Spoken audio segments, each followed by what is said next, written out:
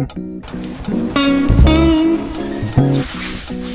guys, welcome back to my channel. We are going to be blindly picking my TBR for December. I don't know if you guys can see, but this is Christmas themed wrapping paper because it is going to be December next year. Although it doesn't really feel like Christmas in New Zealand because it's summer when it's Christmas, and it just doesn't have the cozy Christmas vibes, unfortunately. It is time to let our random number wheel generator, whatever it is, pick out the books that we're gonna read in December. So the way that I normally do this is I will pick out 10 books. Even though I don't usually read 10 books a month, I normally read about 8 books a month, but I am a very big mood reader and I like to have more options. So if I have 10 books, then I can pick out 8 of those 10 books and there's just more room for me to kind of mood read. Anyways, enough yapping, let's pick out the first book.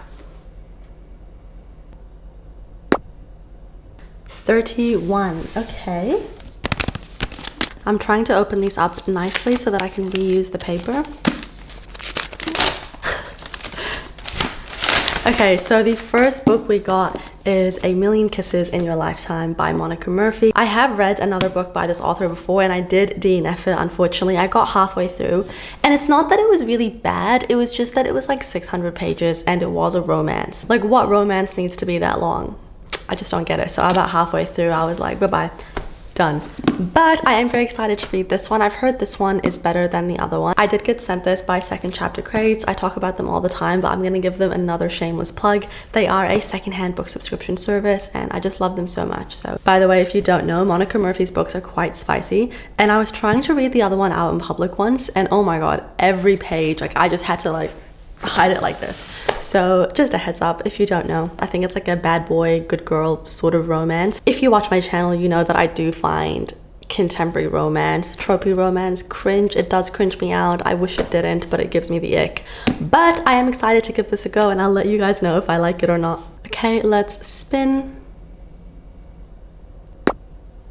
Number 2. I'm trying so hard not to rip it.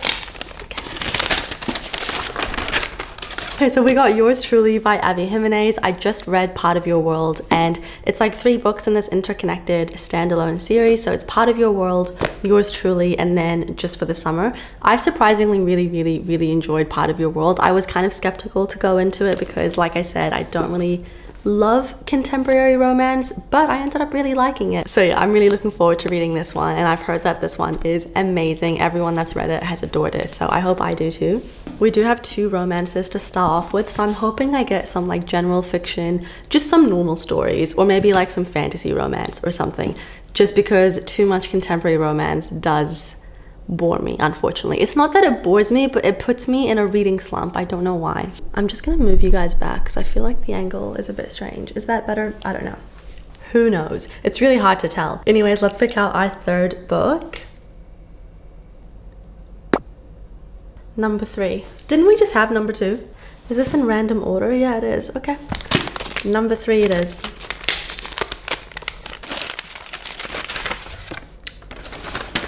That's so weird. The 2 books I most recently bought have just been picked out, but we have The Kite Runner by Khaled Hosseini. I am not ready to read this book. One of my friends, Morgan, messaged me yesterday saying, because she watched one of my videos saying that I'm not emotionally prepared to read this book and that I think I'm gonna cry. She said, I just watched your YouTube video, you will cry at The Kite Runner. And then she sent a laughing cry face. I don't know why she's so happy for me to cry. I said to her that I'm very scared, but I am ready to be hurt. And she says, you should be scared.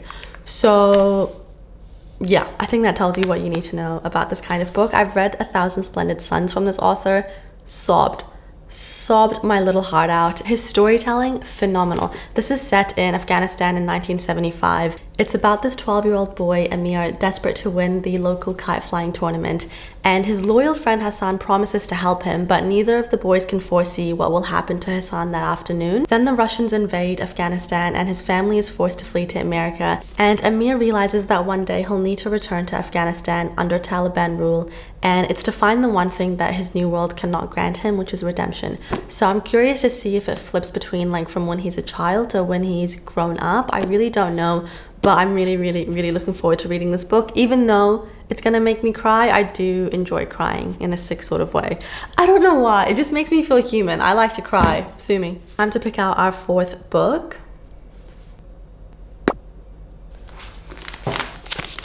I know what this is. It's gonna be 40 Rules of Love by something. I'm so smart.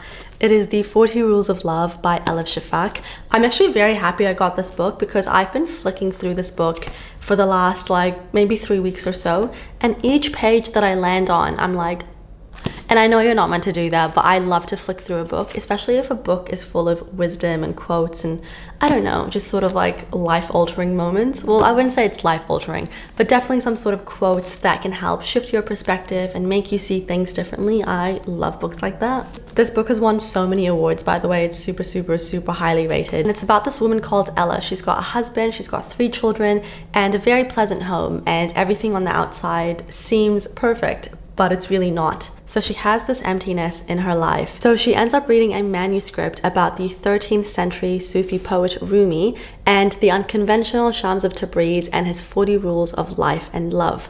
When I first heard about this book, I thought it was a non-fiction. I think because of the title, you're thinking it's gonna be a non-fiction giving you advice on love, but it's not. It's a fiction, and I love stories. I prefer fiction over non-fiction. Non-fiction just like, I don't know, it's not that it bores me, it's just like I do need a story and I need characters and I need a plot and I just need a story. So then she ends up going on this journey to meet the mysterious author of this work, and in the quest to find him, she encounters this exotic world where faith and love are heartbreakingly explored. The 40 Rules of Love is a mesmerizing tale of discovery, religion, language, truth, and of course love itself.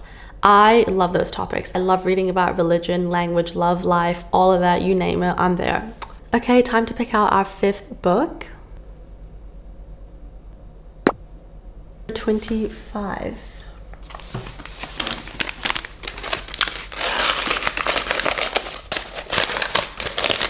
I think a few of you are going to be very happy because last time I didn't pick this book out in my TBR and I had a lot of comments saying that this book is amazing.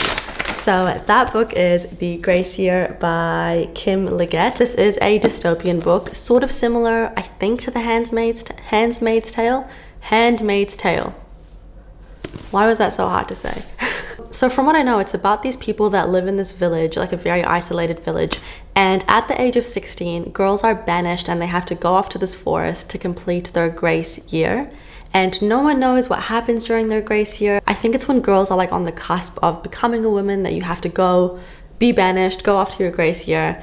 And I don't really know. I think like some sort of resistance starts. We'll find out. I think it's good to go into dystopian books without reading the back of it too much. I like to go into books like this a bit more blind just because it makes the experience so much better. So yeah, I'm really looking forward to reading this book. Okay, time to pick out the 6th book.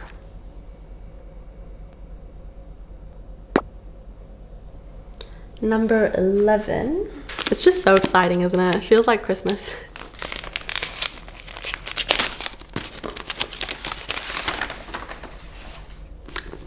Okay, I'm very excited about this book as well. So this is The Gentleman's Gambit by Evie Dunmore. So this is a part of the Extraordinary Women's League. No, what's it called? A League of Extraordinary Women. So I've read the first 2 books in this series. Oh my god, no, I've read them in the wrong order. What the hell?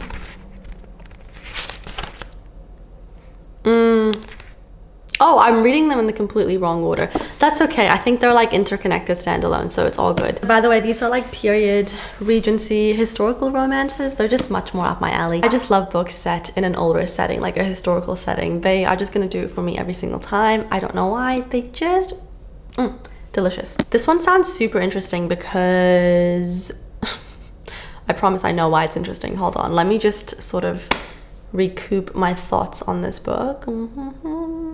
Oh, this is about Katrina. Okay, amazing. I've read about Katrina. She features in the 2 other books that I've read from this series, which is A Portrait of a Scotsman and Bringing Down the Duke. I loved both of those books, by the way, so much. They were both like a solid 4-star book for me. The writing, phenomenal. Phenomenal. And also, if you are a romance reader but you haven't dipped your toes into historical romance, you are truly missing out. It's good. It's very good. So it's about Katrina. She's like deeply introverted and she works at Oxford and she's fighting for women's suffrage. but she does dream of romance as well. But since her attempts at love have ended badly, she now keeps her desires firmly locked up inside of her head. But then she meets her new colleague, who is named Elias Corey, and he's actually come to Oxford under false pretense. He did not come to Oxford to classify ancient artifacts. Instead, he's actually determined to take them back to his homeland in the Middle East. Now, the reason this one sounds super interesting for me is because I am Middle Eastern. Originally, obviously, I live in New Zealand, but my roots are Middle Eastern. There's a lot of mention on like Middle East history and Middle East art and artifacts, and I just think that's going to be super interesting for me to learn more about it. So I'm very much looking forward to reading this book. Okay, 7th book. Number 10.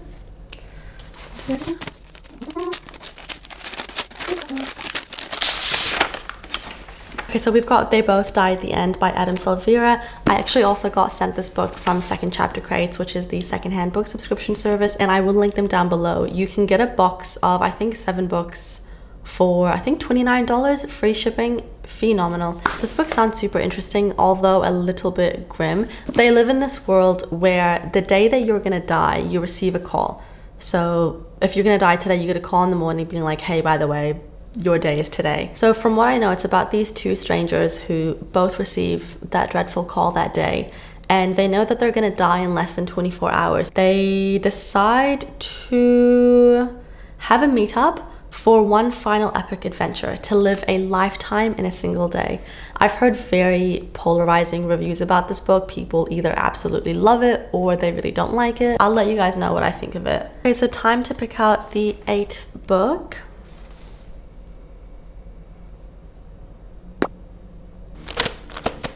It's very thin.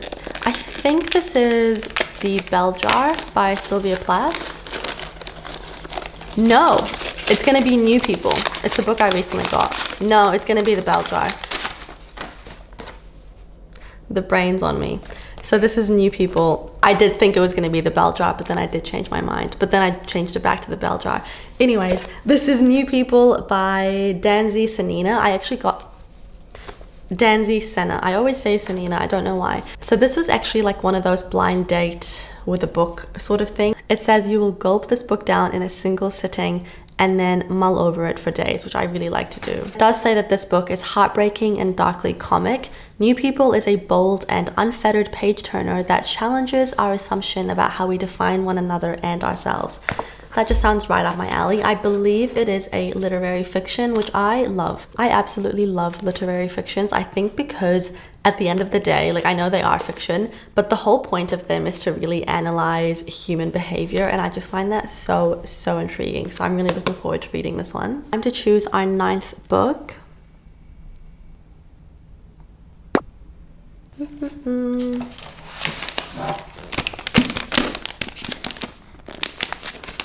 Feels chunky. I know what it is just from like the glossy material. It's gonna be Renegades by Marissa Meyer.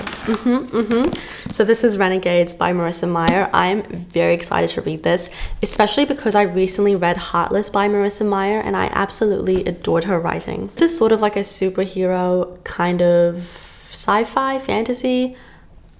Who knows? Who knows? It's giving me more sci-fi than fantasy. I don't really know. Like, are those robots? Kinda. So the Renegades are a syndicate of prodigies, humans with extraordinary abilities. Say no more. I love books with extraordinary abilities. Like, it's just so fun. And I think at the beginning of the book, yeah, it has like the list of characters and what each of their power is. That sounds so fun. So these renegades, they emerged from this crumbled society and they established peace and order where chaos reigned. And so they were seen as symbols of hope and courage to everyone except the villains they once overthrew. And so I think this book is sort of like good versus evil. It's kind of giving like classic Marvel superhero sort of storyline. And honestly, I'm really looking forward to reading this. I just think it's going to be such a fun time. Okay guys, last book. Number 8.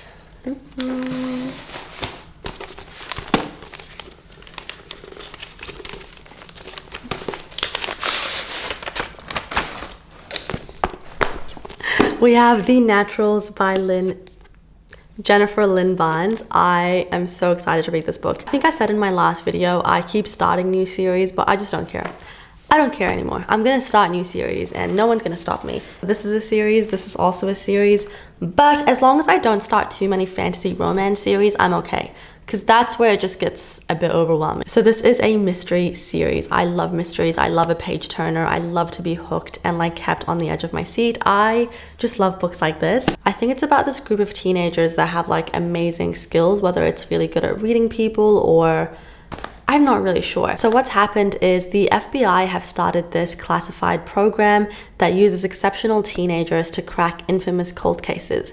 And so they end up borrowing Cassie, and Cassie is a natural at reading people. It's a mystery. There's gonna be some plot twists, I imagine. And yeah, I love books like this. They're so much fun. Like, they're just so enjoyable to read. I've just heard such good things about this series, so I'm really looking forward to starting it. So there we go, guys. These are the books that I'm gonna be reading in December. Like I said, I'm not gonna read all of them. I'll read about 7 or 8 out of them. I try to read 8 books a month, but sometimes life gets in the way. Super excited. I think I've got like a good range of genres, which is really good, so it'll keep me entertained. Thank you so much for watching my video. I really hope you enjoyed it. Let me know in the comments what you're going to be reading in December, and I will see you guys next time. Bye!